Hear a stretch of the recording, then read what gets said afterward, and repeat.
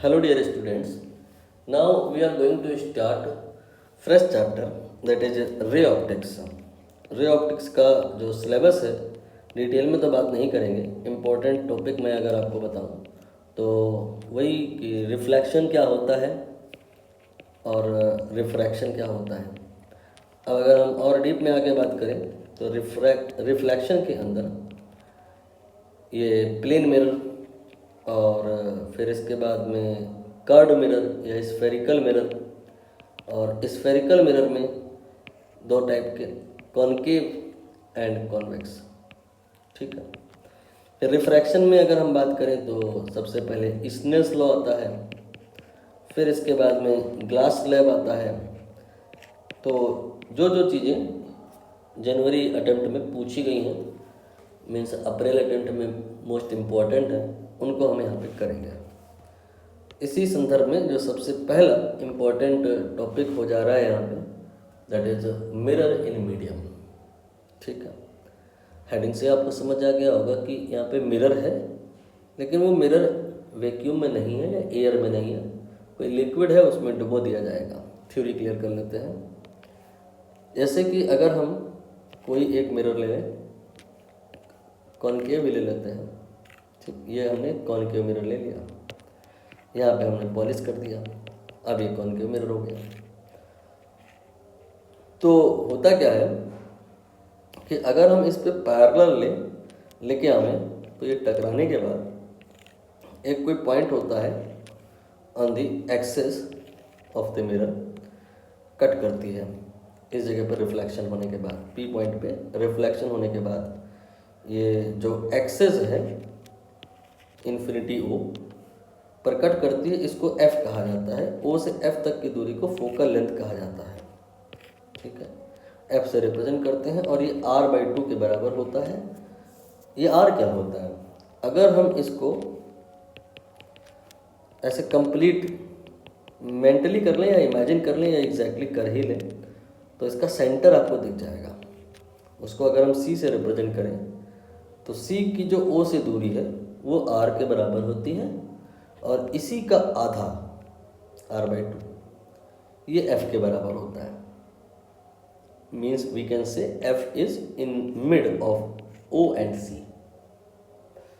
इसमें एक रिमार्केबल बात है कि this is valid for paraxial rays. Unless बताया मैंने रेस पैरा एक्सियल ही मानते हैं. अब प्रश्न आएगा ये पैरा एक्सियल क्या है.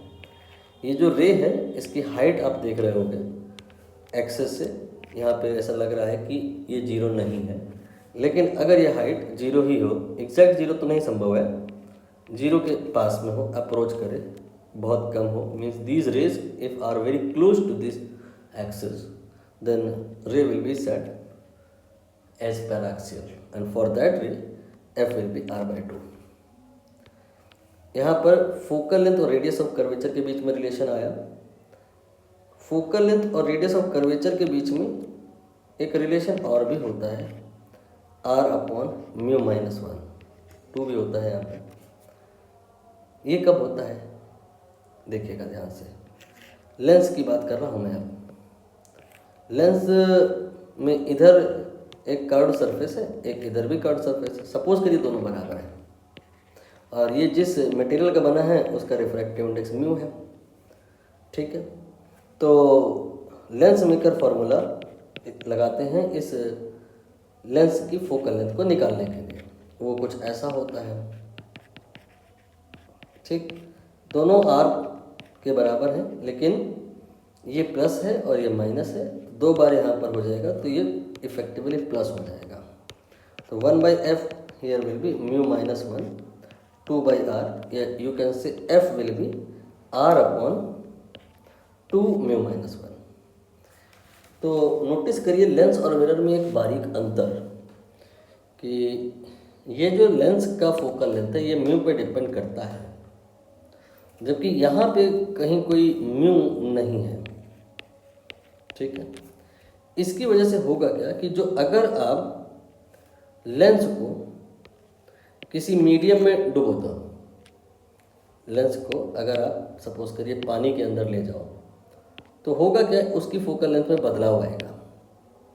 लेकिन अगर यही काम आप मिरर के साथ करो तो नहीं आएगा। क्यों?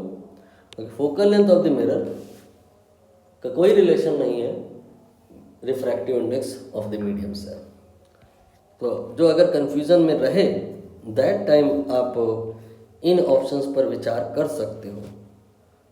लेकिन कन्फ्यूज़न अगर नहीं है तो आप अंडरलाइन करोगे इस वाली स्टोरी को कि यहाँ तो सर मिरर लिखा है।